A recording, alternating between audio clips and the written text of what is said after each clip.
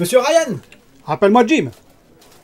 Oui, Jim, on fait quoi pour le showcase du 17? Ah, le showcase du 17, c'est vrai, il nous faut une fin forte. On pourrait peut-être faire un Ratchet & Clank. Ratchet, on l'a déjà fait, c'est bon. Bah alors, Horizon?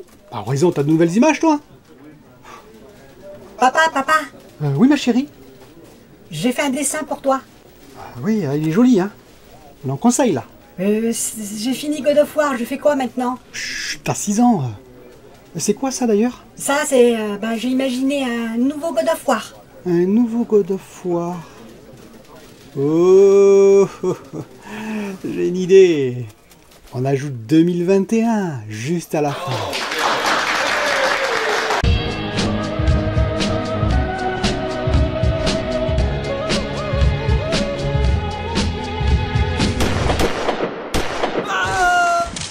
Bonjour les amis, alors j'espère que vous avez apprécié cette petite note humoristique en introduction.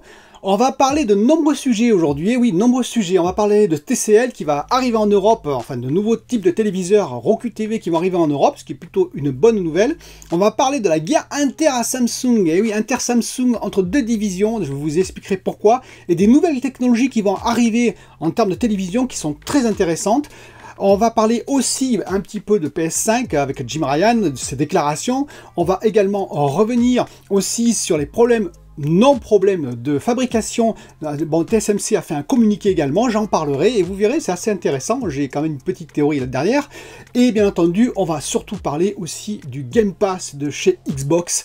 Alors, est-ce qu'il est viable ou pas ? Mais pour commencer, parlons de TCL. Vous savez, TCL, cette marque chinoise qui est d'ailleurs parmi les leaders mondiaux, hein, même si c'est pas la plus répandue en France et en Europe. Donc, cette marque, j'ai déjà parlé de cette marque avec le X10, avec mini LED, hein, avec le R635 mini LED aussi, qui est uniquement actuellement aux États-Unis et qui pourrait arriver en Europe. Et bien justement, on a des informations là-dessus. Alors, pas forcément sur le R635, mais en tout cas sur des nouveaux modèles mini LED, car vous pouvez être sûr que TCL va vraiment plonger dans cette technologie. Et donc, en Europe, l'année prochaine, ils veulent intensifier, on va dire, leur présence en Europe. Alors avec probablement le mini LED et avec Roku Télé. Roku Télé, c'est un système d'exploitation comme il y a Android Télé hein, par exemple ou Apple Télé. Et on en saura bientôt plus grâce en particulier au CES, vous savez le Consumer Electronic Show qui va se dérouler en janvier 2020, donc c'est assez proche. Hein, et on aura plein je pense de nouveautés qui vont être dévoilées. Alors le Consumer Electronic Show bien sûr ce sera en dématérialisé hein, comme tous les autres shows, mais ce sera très intéressant de le suivre et je pense que c'est là qu'en particulier TCL, Hisense et les autres marques vont dévoiler leurs nouveautés. En Europe aussi, ils vont parler de ce qui va arriver en Europe. Et ça va me permettre de basculer sur Samsung. Et oui, Samsung, cette énorme entreprise qui compte plein de divisions, bien entendu. Et il y en a deux d'entre elles qui se font un peu la guerre. Il y a la Samsung Visual Display qui s'occupe normalement de faire tout ce qui est on va dire packaging, la télévision finale que vous avez chez vous, hein, en magasin. Et il y a la Samsung Display qui s'occupe, elle, des écrans LCD et OLED. Il faut savoir que Samsung Display, et non pas Visual Display, hein, c'est elle qui produit 90% par exemple des OLED. Et oui, parce qu'ils fabriquent des OLED aussi, mais de petite taille pour tout ce qui est smartphone. Que ce soit, vous savez, par exemple les iPhones, ou que ce soit d'ailleurs les smartphones Samsung, ils sont équipés de dalles OLED Samsung. Et oui, donc ce sont des spécialistes en OLED, mais petite taille. Et Samsung Visual Display, eux, ils fabriquent les télés. Sauf que Samsung Display, donc le premier, celui qui fabrique des OLED, a décidé de passer de la technologie QD OLED, vous savez, le Quantum OLED. C'est-à-dire, grosso modo, on fait des OLED pour les grands téléviseurs, hein, et on utilise la technologie Quantum pour les couleurs, pour augmenter la colorimétrie. Et donc, ils veulent mettre ça sur le marché, ça commencera à arriver en 2021.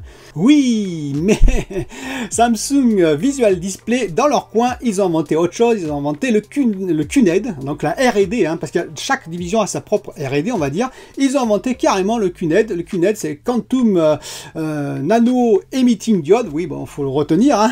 Grosso modo, c'est-à-dire qu'il remplacerait le OLED, hein, vous savez, donc ces LED émettrices qui sont organiques par des LED électroniques. Et oui, et ça permet quoi? Ça permettrait tout simplement de rallonger énormément la durée de vie de votre OLED, parce qu'en électronique tient beaucoup plus que l'organique. Ça permettrait de plus avoir de burning, ça permettrait en termes de pic lumineux d'avoir beaucoup plus haut, plus de, on va dire, de lumière, plus de pêche. Bref, ça gommerait tous les défauts. Regardez ma vidéo hein, sur les nouvelles technologies qui vont arriver, comme les micro LED et les mini LED.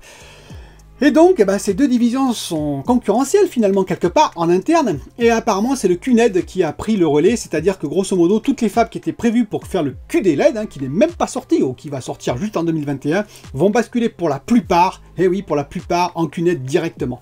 Vous voyez, c'est une guerre interne qui est très intéressante pour nous parce que alors, les premiers téléviseurs n'arriveront finalement que début 2022, hein, je vous le dis tout de suite, ne vous attendez pas à des nouveaux téléviseurs en 2021, ça n'arrivera qu'en 2022.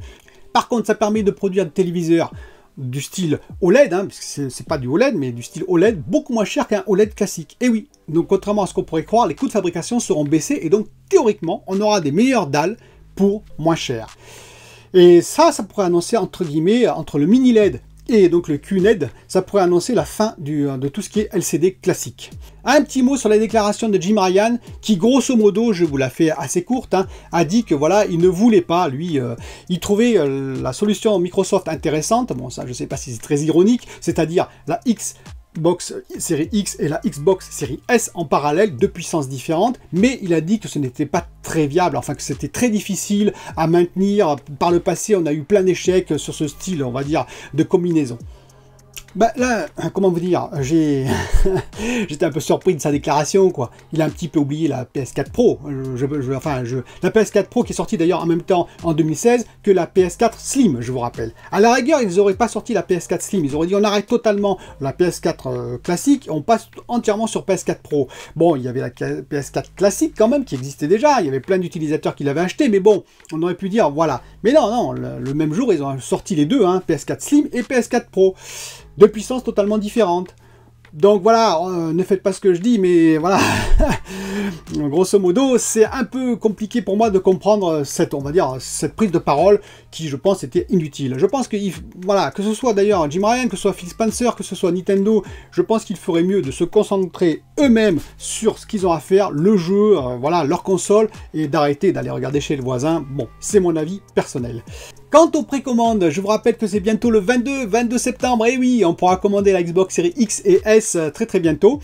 On a été prévenu depuis longtemps, hein, contrairement à Sony. Alors je n'ai pas précommandé la PS5 pour l'instant parce que bon, comment vous dire, moi je suis pas du style à l'entrée du magasin à me précipiter, c'est un petit peu le cas, que ça a été un petit peu comme ça, vous savez, où il y a le mouvement de foule et on se battait. Je crois que c'est pour la PS3 où il y a des gens qui s'étaient battus aux Champs-Élysées, hein, donc voilà, je trouve ça absolument... Voilà. Moi personnellement, je vais prendre mon temps, je la commanderai, bah, si je ne l'ai pas le premier mois, je ne l'ai pas le premier mois, si je ne l'ai pas le deuxième mois, je ne l'ai pas le deuxième mois, je l'aurai à un moment donné.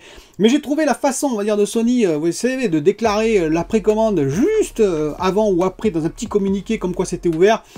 Un peu limite là aussi, ils auraient pu dire à l'avance, voilà, les précommandes sont ouvertes, tel jour, telle date, ouais, bon, bref. C'est pas très grave, hein, on l'aura un jour ou l'autre. Mais ça me fait quand même dire et revenir sur la déclaration, vous savez, Sony et TSMC maintenant qui disent non, pas de problème de production. Bah écoutez, toujours pareil, hein, TSMC, ils sont en opposition, entre guillemets, hein, c'est industriel, ils sont en opposition industrielle avec, je vous rappelle, Samsung qui a sorti du 8 nanomètres sur tout ce qui est RTX, hein, donc vous le savez bien, les 30XX. Et bah, Intel, ils arrivent en force, hein, ne vous inquiétez pas, ils n'ont pas pris de retard, ils arrivent en force pour le 7 nanomètres aussi. Ce qui fait que TSMC, ben, ils sont un peu en concurrence avec ces deux grandes autres firmes. Ils peuvent pas se permettre de dire non, on a des problèmes voilà, industriels. Alors je dis pas que c'est le cas, hein, mais voilà, ça, voilà. Et donc, et d'autant plus que je vous rappelle que TSMC avait dit qu'il sortirait 150 000 wafers 7 nanomètres à partir de juin, 150 000 wafers hein, par mois. Donc vous voyez la quantité, dont la plupart seraient pour AMD, en tout cas au moins 50%, puisque Apple est sorti de TSMC 7 nanomètres, puisqu'ils veulent passer en 5 nanomètres. Et qui, bon voilà, donc ils vont diminuer leur production en 7 nanomètres. Ça veut dire quoi? Ça veut dire qu'il y a 75 000 wafers par mois depuis juin, et avant, il y avait déjà pour AMD. AMD RTX 30, mais aussi AMD PS5 et AMD Xbox Series X et S. On peut donc estimer à plus de 75 000 wafers par mois pour AMD. En disant que voilà, ils vont en garder une partie, ils vont peut-être en donner 50 000 pour la PS5, la Xbox Series X et la Xbox Series S. Si c'est moite-moite, ce qui n'est pas le cas, puisque la PS5 a de plus grandes prévisions, hein, mais si c'est moite-moite, moitié-moitié, eh ben ça veut dire 25 000 wafers par mois. Alors s'ils avaient 90% de rendement, la PS5, comme voilà, annoncé, j'ai estimé à peu près, regardez ma précédente vidéo, à 190 puces par wafer, le nombre de, on va dire, potentiel APU par wafer. Ça veut dire à peu près 170 puces bonnes, 170 puces qui seraient fonctionnelles, si on a 90% de rendement. Vous faites 170 fois les 25 000, je peux vous garantir que ça fait plusieurs, je crois, 3 ou 4 millions de puces par mois. 3 ou 4 millions de puces depuis juin. Juin, 3 à 4 millions. Juillet, 3 à 4 millions. Août, 3 à 4 millions. Je ne comprends pas comment ça se fait que, on va dire, les précommandes soient taries aussi vite. Voilà, moi je vous dis, j'ai un petit doute, c'est tout. S'il n'y a pas de problème industriel, il devrait y avoir plus de 12 millions de consoles prêtes ou quasiment prêtes. En tout cas, pour le novembre, ce sera largement suffisant. C'est tout ce que je dis. Après, est-ce que j'ai tort? J'ai peut-être tort. Voilà. Mais en tout cas, vous voyez, en creusant un petit peu, on peut avoir quelques doutes avec tout ce qui se passe en ce moment. Et maintenant, nous allons rentrer dans le vif du sujet, le Game Pass. Eh oui, parce qu'il y a des abonnés, et ils ont tout à fait raison, hein. Il y a des abonnés plutôt côté PS, hein, plutôt côté PlayStation, qui disent « Oui, mais le Game Pass, c'est bien beau, mais c'est le Netflix, on va dire, du jeu, hein. C'est-à-dire, ça tire un peu vers le bas. » Bon, déjà, précision pour Netflix, oui, Netflix, moi j'ai Netflix, et c'est vrai que Netflix, c'est, on va dire, il y a des films qui sont très très bons, qui mériteraient d'être au cinéma, hein, quelques-uns, mais c'est assez rare, faut être très très honnête. Il y a des séries qui sont très très bonnes, et ça c'est super, mais il y en a d'autres, bon voilà, il y a plein de films et plein de séries qui sont un peu plus, on va dire, moyenne gamme. Est-ce que ça va arriver pour le Game Pass? Ben tout dépend. Actuellement, il y a 10 millions de joueurs, on est d'accord. Donc ça veut dire, pour le Game Pass, si on enlève sur les 13 €, on garde que le Game Pass 10 €, hein, ça veut dire que potentiellement, on aurait 100 millions d'euros par mois, soit 1,2 milliard d'euros par an pour le Game Pass, pour Microsoft, pour qu'ils puissent payer toutes les entreprises de jeux que vous connaissez.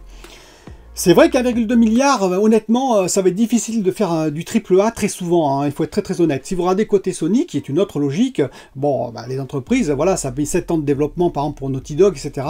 Ça coûte quand même plus que 100 millions d'euros, largement plus, et il faut qu'ils se rentabilisent là-dessus, c'est-à-dire qu'il faut qu'ils gagnent plus. Alors, vu comme ça pourrait ne n'être que du double A finalement. Alors, ça ne veut pas dire que les jeux sont mauvais, hein. Ori est présent, par exemple, sur le Game Pass. Je peux vous dire que je me régale sur Ori. C'est magnifique. Je pense que Hellblade 2, quand il va sortir, ce sera magnifique. Forza, etc. Bon, Master Chief, même si le dernier Halo, c'était quand même, voilà, pas terrible. Dans l'ensemble, c'est quand même une très très bonne licence. Il y a des bons jeux. Il y a plein de bons jeux. Mais c'est vrai que des AAA, on va dire, à la PlayStation, ça sera plus difficile à faire. Sauf que on a oublié un petit peu la stratégie Microsoft. Déjà, Microsoft, ils mettent beaucoup d'argent sur la table. Je pense qu'effectivement, ils ne sont pas rentables actuellement. Mais ils mettent de l'argent, ils continuent à investir. Pourquoi? Bien parce que vous allez avoir toutes les commandes des Xbox Series X et des Xbox Series S. Et vous avez le All Access. Et oui, le All Access pendant 24 mois. Pendant 24 mois, vous allez vous engager. Vous allez gagner finalement en argent, comme j'ai expliqué dans ma dernière vidéo. Mais vous allez vous engager à payer finalement le Game Pass Ultimate. Donc, le Game Pass. Imaginons, ben oui, qu'il y a 10 à 20 millions de joueurs dans le monde qui finalement, en 24 mois, même plus, hein, prennent la Xbox Series X et S de cette manière. Il y aura beaucoup de joueurs qui vont le faire. Et bien, ça va faire 10 à 20 millions de plus de joueurs sur le Game Pass. Ça va faire peut-être à 2,4 à 3,6 milliards par an. Et là, c'est tout à fait différent. Vous pourrez commencer à engager, on va dire, des AAA. Et si vous sortez des AAA dans 2 ans, qu'est-ce qui va se passer? Ça va attirer de nouveaux joueurs. Ah oui, parce que le Game Pass égale le jeu gratuit Day One. Vous payez le Game Pass, mais vous avez le jeu gratuit Day One. Le AAA gratuit Day One. Et si vous avez un ou deux gros AAA qui vient alimenter, on va dire, le Game Pass, vous pouvez être sûr que les gens, ils vont s'inscrire. Peut-être même que la surprise d'ailleurs de Phil Spencer, c'est ça, c'est d'avoir un jeu tiers Day One gratuit sur le Game Pass pour attirer plus de monde. Plus il en attire, plus on est dans un cercle vertueux. Plus il y a de joueurs, plus il aura d'argent, plus les studios auront d'argent, plus ils pourront faire des AAA. Il a 16 ou 17 studios à alimenter, Phil Spencer, hein, en nouveauté, il va le faire. Ils vont mettre de l'argent pour ça. Ils vont essayer d'amorcer la pompe. C'est ça qu'ils veulent faire. Si ça ne marche pas, évidemment, là oui, ce sera problématique. Je suis tout à fait d'accord. C'est-à-dire, si ça ne prend pas, si on n'est pas plus de 10 millions de joueurs sur le Game Pass, effectivement, on risque, alors on peut avoir de très bons jeux, mais ce sera des jeux qui n'auront pas, on va dire, entre guillemets, je ne dis pas qu'ils sont aussi bons, plus mauvais, moins mauvais, mais qui ont, je veux dire, l'investissement, le même investissement que du côté de Sony, du côté des studios de Sony.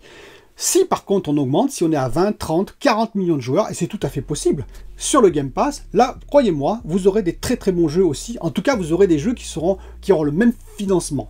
Voilà, donc pour moi j'y crois, c'est-à-dire que si vous mettez l'argent sur la table au départ, que vous y croyez à votre entreprise, à votre idée, et je pense que Phil Spencer c'est son cas, et que vous amorcez bien la pompe, potentiellement d'ici 1 ou 2 ans, alors oui ça prendra 1 ou 2 ans, mais d'ici 2 ans, on peut avoir de très gros jeux qui vont sortir également sur le Game Pass. Dites-moi ce que vous en pensez en commentaire, comme d'habitude, j'attends vos commentaires nombreux, et je vous dis à bientôt.